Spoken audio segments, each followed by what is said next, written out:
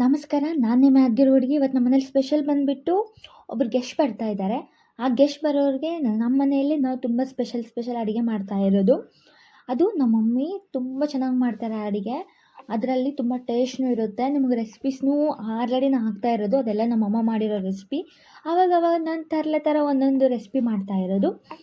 ನಮ್ಮ ಹಳ್ಳಿ ಕಡೆ ಅಂತೂ ಜಾಸ್ತಿ ಯೂಸ್ ಮಾಡೋದು ಈ ಥರ ಈಳಿಗೆಗಳು. ಬಟ್ ಈ ಥರ ಎಲ್ಲ ಇವಾಗ ಸಿಟಿಯಲ್ಲಿಲ್ಲ, ನನಗಂತೂ ಕಾಣಿಸಿಲ್ಲ. ಇವತ್ತು ನಮ್ಮ ಮನೇಲಿ ಮಾಡ್ತಾ ಇರುವ ಸ್ಪೆಷಲ್ ರೆಸಿಪಿ ಏನಂದರೆ ದೊಂಡೆಕಾಯಿ ಫ್ರೈ.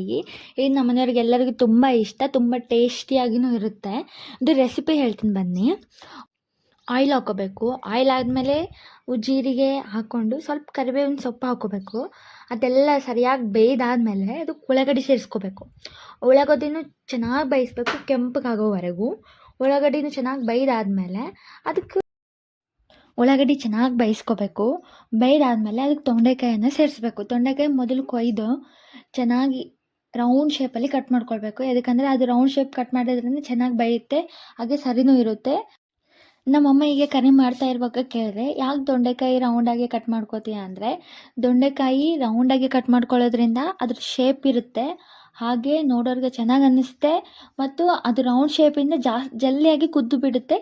ಯಾವುದೇ ಕಾರಣಕ್ಕೂ ಮತ್ತೆ ಅದನ್ನು ಕುದಿಸೋ ಅವಶ್ಯಕತೆ ಇಲ್ಲ ಅಂತ ಹೇಳಿದ್ಲು. ಓಕೆ, ತುಂಬ ಚೆನ್ನಾಗಿರುವ ರೆಸಿಪಿ ಇದು. ಈ ಥರ ನಿಮಗೂ ಯೂಸ್ ಆಗುತ್ತೆ ಅನ್ಕೋತಿದ್ದೀನಿ.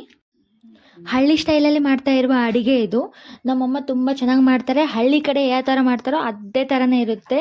ನಮ್ಮ ಹಳ್ಳಿಗಳಲ್ಲಿ ಯಾವುದೇ ಅಡುಗೆ ಮಾಡಿದ್ರೂ ರುಚಿನೂ ಅದೇ ಥರ ಇರುತ್ತೆ. ಅದಕ್ಕಂದರೆ ಜಾಸ್ತಿ ಮಾಡೋದು ಸೌದೆ ಒಲೆ ಮೇಲೆ. ಇವಾಗಂತೂ ನಮ್ಮ ಮನೇಲಿ ಸ್ಪೆಷಲ್ ಗೆಸ್ಟ್ ಬಂದಿರೋ ಕಾರಣದಿಂದ ನಾವು ಸಿಲಿಂಡರ್ ಮೇಲೆ ಅರ್ಜೆಂಟಾಗಿ ಮಾಡ್ತಾ ಇರೋದು. ನಾವು ಜಾಸ್ತಿಯಾಗಿ ಮಾಡೋದು ಸೌದೆ ಒಲೆ ಮೇಲೇ, ಯಾಕಂದರೆ ಅದರಲ್ಲಿ ತುಂಬ ಟೇಸ್ಟ್ ಆಗುತ್ತೆ. ನಿಮಗೂ ನಾನು ವಿಡಿಯೋ ಹಾಕ್ತೀನಿ ಸೌದೆ ಒಲೆ ಮೇಲೆ ಅಡುಗೆ ಮಾಡೋದು. ನಮ್ಮ ಹಳ್ಳಿ ಕಡೆ ಜಾಸ್ತಿ ಸಿಲಿಂಡರ್ಸ್ ಯೂಸ್ ಮಾಡಲ್ಲ. ಈ ಥರ ದೊಂಡೆಕಾಯಿ ಫ್ರೈ ಮಾಡಿದರೆ ಯಾರಾದರೂ ಗೆಸ್ಟ್ ಬಂದರೆ ಮನೆಗೆ ನೀಡ್ಸ್ಕೊಂಡು ತಿಂತಾರೆ. ಅಷ್ಟು ಮಸ್ತ್ ಇರುತ್ತೆ, ಅಷ್ಟು ಟೇಸ್ಟ್ ಇರುತ್ತೆ. ನಮ್ಮಮ್ಮ ಮಾಡಿದ್ದಂತೂ ತುಂಬ ಟೇಸ್ಟ್ ಇರುತ್ತೆ. ನಾವು ಇವಾಗ ಸೌದೆ ಒಲೆಯಲ್ಲಿ ಜಾಸ್ತಿ ಮಾಡ್ತಾ ಇಲ್ಲ, ಇಲ್ಲಾಂದರೆ ನಾವು ಯಾವಾಗಲೂ ಸೌದೆ ಒಲೆ ಮೇಲೆ ಜಾಸ್ತಿ ಮಾಡೋದು ಅಡುಗೆ.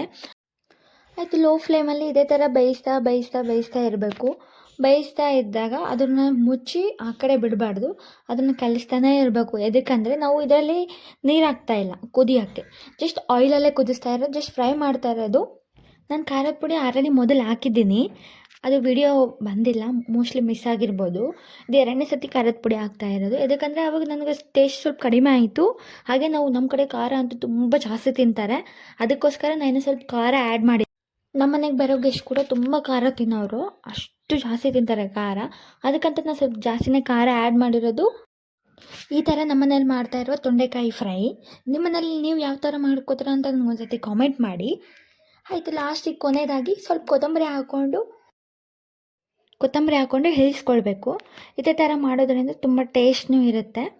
ಯಾವುದೇ ಕಾರಣಕ್ಕೂ ಯಾವುದೇ ರೀತಿ ಪ್ರಾಬ್ಲಮ್ನೂ ಇರಲ್ಲ. ನಮಗೂ ರುಚಿಯಾದ ಅಡುಗೆಗಳು ತಿನ್ಬೇಕನ್ನಿಸುತ್ತೆ. ಇನ್ನೂ ರುಚಿಯಾದ ಅಡುಗೆಗಳು ಬೇಕು, ಅಮ್ಮನ ರೆಸಿಪೀಸ್ ಬೇಕಂದರೆ ನನಗೆ ಕಾಮೆಂಟ್ ಮಾಡಿ. ಹಾಗೆ ನಮ್ಮ ಚಾನಲ್ ಸಬ್ಸ್ಕ್ರೈಬ್ ಮಾಡ್ಕೊಳ್ಳೋದು ಮರಿಬೇಡಿ, ಯಾದಗಿರಿ ಹುಡುಗಿ ಅಂತ. ನಮ್ಮ ಮನೆಯಲ್ಲಿ ನಮ್ಮ ಸ್ಪೆಷಲ್ ಗೆಸ್ಟ್ ಯಾರು ಅಂದರೆ, ಅವ್ರು ಯಾರೂ ಅಲ್ಲ, ನಮ್ಮ ಸಿಸ್ಟರ್. ಅವ್ರು ಬೇರೆ ಕಡೆಯಿಂದ ಬಂದಿರೋರು ನನ್ನನ್ನು ನೋಡೋಕ್ಕೆ. ಅವ್ರನ್ನ ರಿವೀಲ್ ಮಾಡ್ತೀನಿ ನೆಕ್ಸ್ಟ್ ವೀಡಿಯೋದಲ್ಲಿ. ನಮ್ಮ ಸಿಸ್ಟರ್ ಯಾರು ಅಂತ ಗೊತ್ತಾಗಬೇಕಂದ್ರೆ ನಾನು ನೆಕ್ಸ್ಟ್ ವೀಡಿಯೋದಲ್ಲಿ ಪೋಸ್ಟ್ ಮಾಡ್ತೀನಿ. ಹಾಗೆ ನಮ್ಮ ಸಿಸ್ಟರ್ಗೋಸ್ಕರ ಏನೇನು ಅಡುಗೆ ಎಲ್ಲ ಮಾಡಿದ್ದೀವಿ ಅಂತ ನಾನು ಆಲ್ರೆಡಿ ವಿಡಿಯೋ ಪೋಸ್ಟ್ ಮಾಡಿದ್ದು ಶಾರ್ಟಲ್ಲಿ, ಅದು ಬರುತ್ತೆ, ಒಂದು ಸತಿ ಚೆಕ್ ಮಾಡ್ಕೊಳ್ಳಿ. ಲಿಂಕ್ಟು ಪ್ರೊವೈಡ್ ಮಾಡ್ತೀನಿ. Thank you all, bye.